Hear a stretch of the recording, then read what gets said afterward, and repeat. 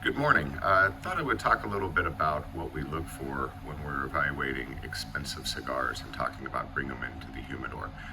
I thought it was interesting. Yesterday, my rep brought me a new cigar that I'm not very familiar with, Freud Cigar Company.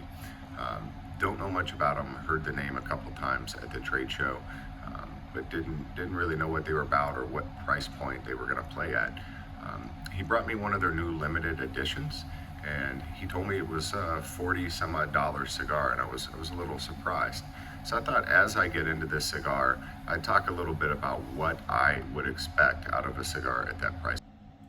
One of the first things that I look at when I'm evaluating a cigar at that type of price point is the packaging. I want the packaging to be beautiful. There's a time and place for a cigar to come in simple packaging, but when you're selling a luxury product at $40, $50 a cigar, I think the packaging has to tell a story. I think it's got to be of the highest quality. I look at the band, the details in the band. Is this something somebody threw together quickly, or is this something that took hours and hours, or maybe even weeks or months working with a designer to really fit the story and have a band that is visually appealing, but also tells a story. I look at the quality of the band. There's a big difference in bands that you get printed for 3-4 cents a piece. And then there's bands that you can print in Honduras and Dominican Republic where you spend more money and you get the foiling and you get the emboss, you get a little bit better quality paper. So I look at that. And then even at that price point, a lot of manufacturers would probably go to Holland. I think the best cigar bands in the world are printed out of Holland. There's a company there.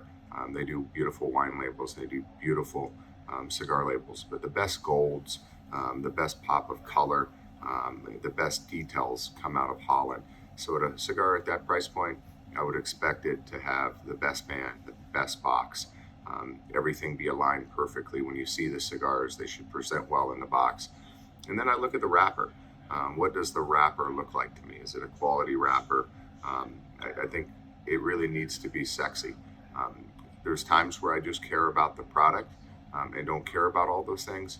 But if I'm going to spend that type of money on a cigar, it needs to be perfect all the way around. From the time you get the box, open the box, the aroma that comes from the box. It should be dressed perfectly and have an absolute perfect wrapper.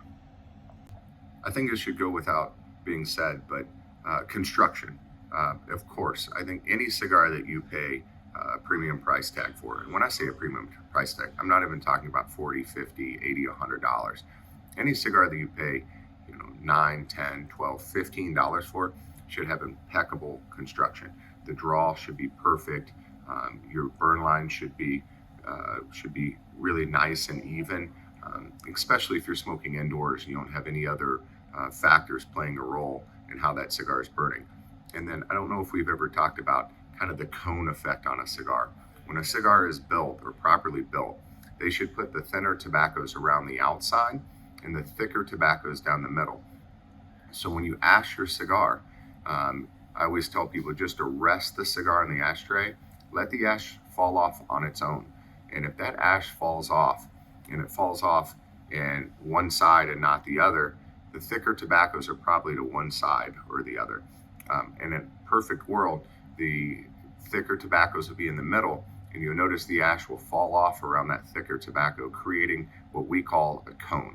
And I always look for that when I'm smoking a cigar and kind of evaluating the construction of a cigar. But I think it goes without saying, if you're buying a cigar at this price point, the construction should be absolutely flawless. I don't know if you've ever noticed before, but when you smoke a cigar, sometimes it affects different parts of the palate. Sometimes you get the bitter at the back of the tongue, the sweet towards the front of the tongue. You get the sour on the side, maybe even a little salty around the very tip of the tongue. Those are different parts of the palate that can be stimulated by tobacco. And it's okay to smoke a cigar and not get all of those at one time. But I think when you're talking about a high dollar cigar, something that should be really well thought out, spent many hours creating a blend using the best tobacco, I think what you should really expect is full palate stimulation. That's something that's very hard to accomplish, but when you're demanding a premium price for your cigar, I think that's something that you have to deliver.